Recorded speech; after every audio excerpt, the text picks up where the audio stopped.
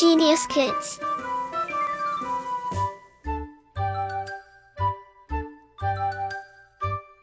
Cultivating love for learning. अध्याय 13 स्वामी विवेकानंद जीवन परिचय। विशेष प्रस्तुत पाठ में हमारे देश के महान युवा संत स्वामी विवेकानंद के जीवन के विषय में बताया गया है। इस पाठ को पढ़िए और स्वामी विवेकानंद की शिक्षाओं पर चलिए। प्राचीन काल से ही भारतवर्ष संतों की जन्मभूमि ही नहीं कर्मभूमि भी रहा है। यहाँ गौतम, कणाद, अंगिरा, भारद्वाज, विश्वामित्र, जमदग्नि, वशिष्ठ, अत्रि और याज्ञवल्क्य जैसे महान ऋषिमुनि और शंकराचार्य, वल्लभाचार्य, रामानुजाचार्य, कबीर, रैदास, नानक, दयानंद, रामकृष्ण परमहंस और विवेकानंद जैसे संत महात्मा और महापुरुष जन्म लेते रहे हैं, जिन्होंने मनुष्य को सच्चे धर्म की राह दिखाई। स्वामी विवेकानंद का इन महापुरुषों में महत्वपूर्ण स्थान है।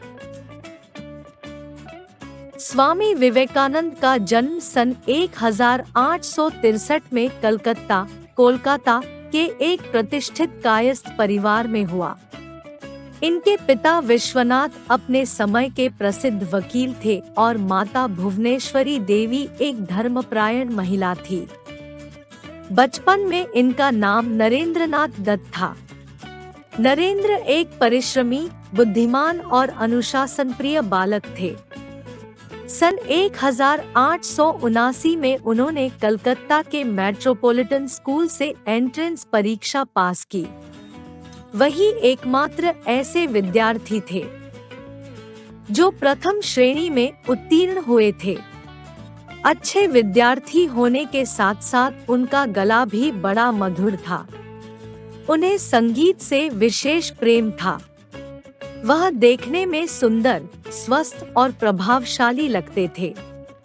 घुड़दौड़ और तैराकी का भी उन्हें विशेष अभ्यास था। नई से नई बातों का ज्ञान प्राप्त करने की उनमें आरंभ से ही बहुत लगन थी।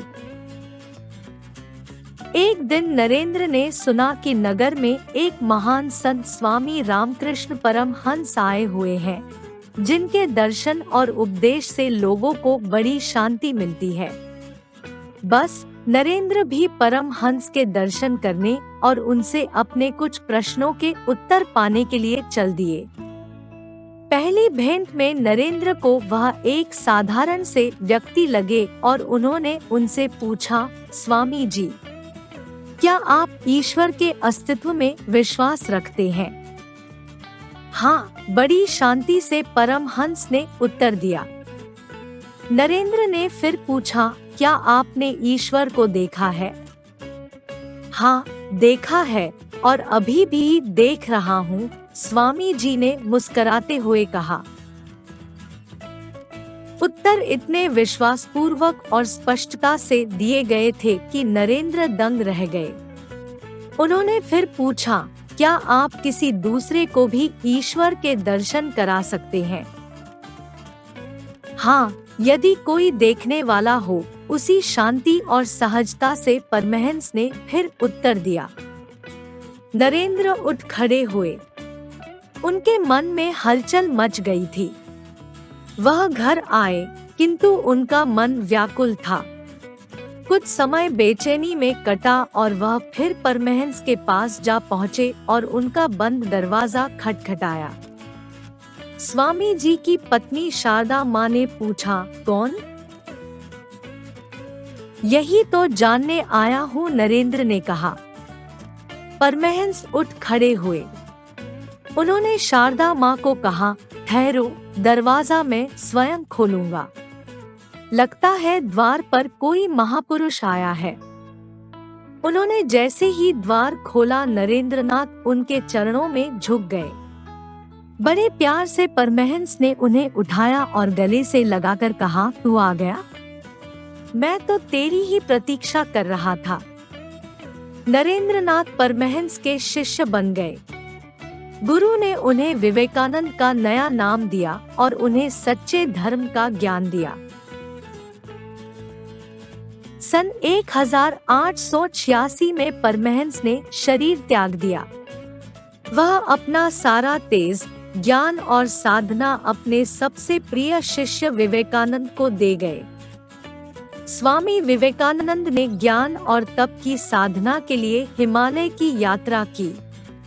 उन्होंने अनेक विद्वानों और साधु संतों की संगति की। इन यात्राओं में उन्होंने अनेक प्रकार के कष्ट सहे।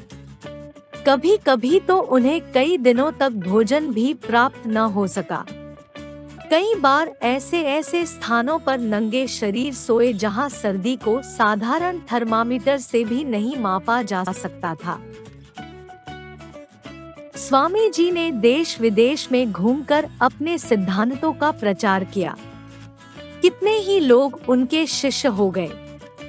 ईसाई प्रोफेसर श्री मुदालियर और जस्टिस सुब्रमण्यम अय्यर तथा खेतरी के महाराज उनके प्रमुख शिष्यों में से थे।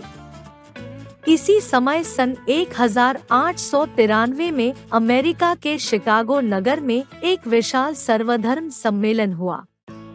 स्वामी जी ने इस सम्मेलन में भाग लेने का निश्चय कर लिया।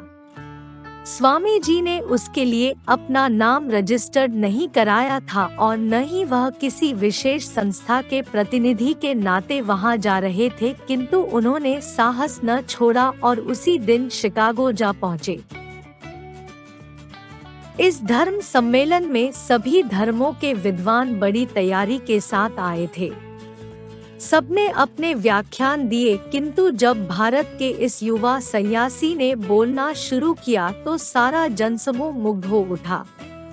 वह लगातार 14 दिन तक भाषण करते रहे और देखते देखते उन्होंने सारे संसार में हिंदू धर्म की धाक जमा दी।